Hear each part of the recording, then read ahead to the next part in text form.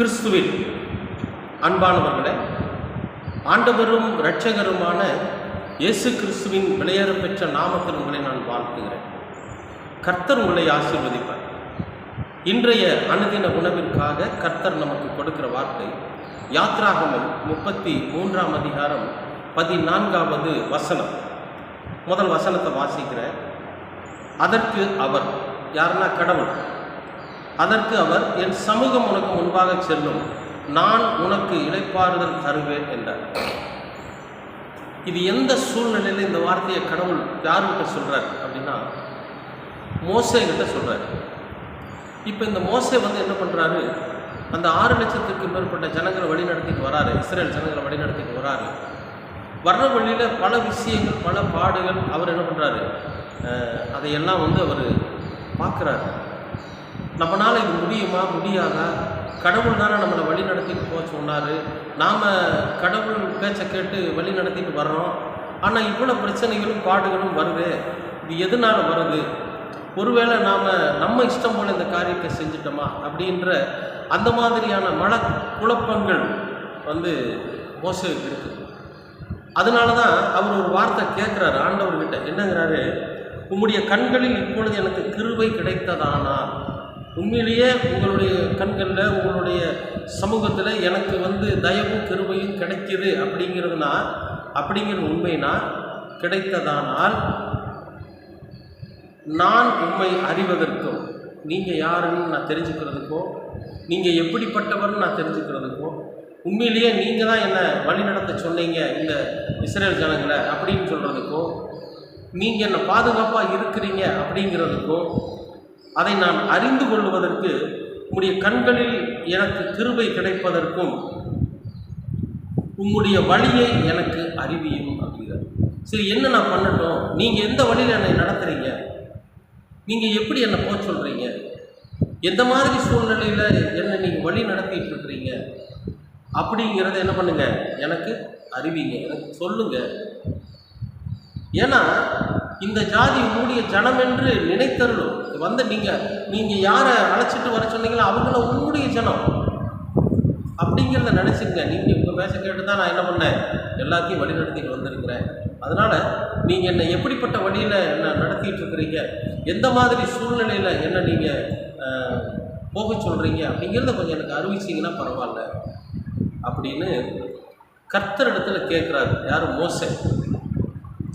அதுக்கு ஆண்டவர் சொல்கிற ஒரு வார்த்தை, அதற்கு கர்த்தர் ஆண்டவர், என் சமூகம் உனக்கு முன்பாக செல்லும், நான் உனக்கு இளைப்பாறுதல் தருவேன் அப்படிங்கிறதான் நிறுத்திட்டோம்.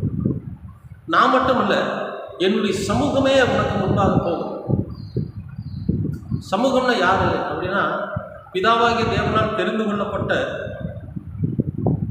சமூகம் எதுன்னு கேட்டிங்கன்னா கிறிஸ்து என்கிற ஒரு சமூகம். அன்றைக்கு கிறிஸ்தவர்கள் இல்லை, கிறிஸ்து, கண்மலை ஆகிய கிறிஸ்து இந்த மோசேவுக்கு முன்னால் வழிநடத்திட்டு போயிட்டே இருப்பார். அதுக்கு பின்னால் மோசே போவார். மோசேவுக்கு பின்னால் இந்த 6 லட்சத்திற்கும் மேற்பட்ட ஜனங்க வருவாங்க. நீ ஒன்றுக்கு கவலைப்படாத, உனக்கு முன்பாக என்னுடைய சமூகம் போயிட்டு இருக்குது, உனக்கு நான் இளைப்பாறுதல், நீ கொஞ்சம் ரெஸ்ட் எடு, நீ எந்த காரணத்துக்கு ஒன்றும் புலம்பாத, அவதிப்படாத, கஷ்டப்படாத, நீ ரிலாக்ஸாக இரு, நான் பார்த்துக்கிறேன் அப்படிங்கிற. அன்பானவர்களே, நம்முடைய வாழ்க்கையில் இந்த வார்த்தை எவ்விதமாய் செயல்படுகிறது என்பதை நாம் கவனிக்கணும். அதாவது நிறைய நேரங்களில் நம்ம புலம்புறோம் இல்லைங்களா? நிறைய சூழ்நிலையில் நம்ம என்ன பண்ணிடுவோம், புலம்பி தள்ளிடுவோம். என்ன பண்ணுறதுன்னே தெரியாமல் கடவுளுடைய சமூகத்தில் போய் நின்று, கடவுளிடத்தில் போய் நின்று நம்ம புலம்ப ஆரம்பிச்சிருவோம். ஏன் என்னை சோதிக்கிறீங்க? எதனால எனக்கு இந்த பிரச்சனை? நீங்கள் என்ன பண்ணிகிட்டு இருக்கிறீங்க? நான் உங்களை ஏற்றுக்கிட்டு நீங்கள் காட்டின வழியில் பயணிக்கணுங்கிறதுக்காக எல்லாவற்றையும், இந்த உலகத்தில் எனக்கு கிடைக்கக்கூடிய எல்லா இன்ப துன்பங்களையும் இழந்து, எனக்கு ஆண்டவர் ஒருவரே எனக்கு எல்லாத்தையும் செய்ய வல்லவராக இருக்கிறாருன்னு உங்களை நம்பி நானும் என் குடும்பமும் உங்களை பின்பற்றி வந்துக்கிட்டு இருக்கிறோம். இப்போ என்ன நடக்குது? இந்த எங்கள் வீட்டில் இவ்வளோ ப்ராப்ளம் இருக்குது, எனக்கு என்னோட வாழ்க்கையில் இவ்வளோ பிரச்சனைகள் இருக்குது, என் குடும்பத்தில் இவ்வளோ பிரச்சனைகள் இருக்குது, இதுக்கெல்லாம் நான் என்ன பண்ணட்டும்? நீங்கள் எனக்கு தயவு பாராட்டுறீங்களா? நீங்கள் எனக்கு உதவி செய்கிறீங்களா? நீங்கள் என்னுடைய ஜெபத்தை கேட்குறீங்களா? அப்படிங்கிறது எனக்கு அறிவிங்க அப்படின்னு கர்த்தரோட சமூகத்தில் நாம் போய் கேட்குறது உண்டு. கேட்டிருக்கிறீங்களா? நான் கேட்டிருக்கேன். அப்படி கேட்டுக்கொண்டிருக்கிற உங்களை பார்த்து கர்த்தர் என்ன சொல்றார் தெரியுமா? என் சமூகம் உனக்கு முன்பாக செல்லும். எப்படிங்க? என் சமூகம் உனக்கு முன்பாக செல்லும், நான் உனக்கு இளைப்பாறுதல் தருவேன். அன்பானவர்களே, நமக்கு இளைப்பாறுதல் கொடுத்து நாம் எவ்வளவு கஷ்டப்படுறோம், வேதனைப்படுறோமோ அது எல்லாவற்றிற்கும் மேலாக நமக்கு ஒரு இளைப்பாறுதலை கொடுத்து, ஒரு சமாதானத்தை கொடுத்து, ஒரு சந்தோஷத்தை கொடுத்து, நம்முடைய எல்லா பிரச்சனைகளுக்கும் ஒரு தீர்வு அவருடைய சமூகத்தின் மூலியமாக நமக்கு கொடுக்கும்படியாக கர்த்தர் இந்த வார்த்தையை இன்றைக்கு உங்களுக்கு சொல்றார். நீங்கள் எதை குறித்து கவலைப்படாதீங்க, நீங்கள் எதுக்கும் வருத்தப்படாதீங்க. ஏன்னா அவருடைய சமூகம் உங்களுக்கு முன்பாக செல்லும். கர்த்தருடைய வழிநடத்துதல் உங்களுக்கு முன்பாக செல்லும். கர்த்தருடைய தூதனானவர் உங்களுக்கு முன்பாக சென்று கொண்டிருப்பார். எந்த சூழ்நிலையாக இருந்தாலும் சரி, எப்படிப்பட்ட காரியங்களாக இருந்தாலும் சரி, நீங்கள் எதுக்கும் கவலைப்படாதீங்க.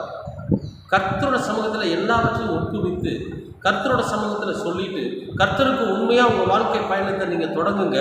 உங்களுக்கு முன்பாக கர்த்தருடைய சமூகம் பயணிக்கும். செங்கடல் மாதிரி ஒரு பெரிய பிரச்சனையை வந்தாலும் அதை ரெண்டாக பிளந்து ஒட்டச்சு ஒன்றும் இல்லாத பண்ணியிருக்கோம். அப்படி செஞ்சுதான் இவங்களை வழிநடத்திட்டு வந்தார். அன்பானவர்களே, கவலைப்படாதீங்க. நமக்கு முன்பாக கர்த்தருடைய சமூகம் செல்கிறது. நம்ம எல்லா பிரச்சனைகளுக்கும் தீர்வு கொடுப்பதும் இல்லாமல் நமக்கும் இளைப்பாறுதல் தருகிற தேவனாக இருக்கிறார். நிச்சயமாகவே உங்களுடைய வாழ்க்கையிலும் உங்களுக்கும் இளைப்பாறுதலை கர்த்தர் தருவார். அவருடைய சமூகம் உங்களுக்கு முன்பாகவும் பயணிக்கும். ஆண்டவர்கிட்ட கேட்போமா? அன்பின் பரலோக பிதாவே, உமக்கு ஸ்தோத்திரம்.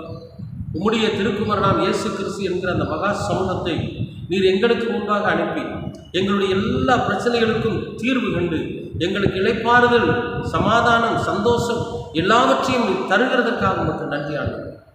ஒருவேளை நாங்கள் எங்களுடைய வாழ்க்கை பயணத்தில் குற்றங்கள் குறைகளோடு இருப்பதினாலே அநேக பிரச்சனைகளையும் வேதனைகளையும் நாங்கள் சந்தித்தோம். இனி அப்படி இல்லாமல் எல்லாவற்றையும் உம்முடைய சமூகத்தில் ஒப்படைத்து விட்டு நாங்கள் இளைப்பாறுதலோடும் சமாதானத்தோடும் சந்தோஷத்தோடும் இந்த பூமியில் வாழ நீங்கள் கிருபை பாராட்டு. உம்முடைய சமூகம் எங்களுக்கு முன்னும் பின்னும் இடமும் வளமுமாக எங்களை பாதுகாத்து வழிநடத்தும். எல்லாவற்றையும் உமது திருக்குமாரனாம் இயேசு கிறிஸ்துவின் வழியாக கேட்கிறோம் நல்ல பிதாவே. ஆமென், ஆமென், ஆமென்.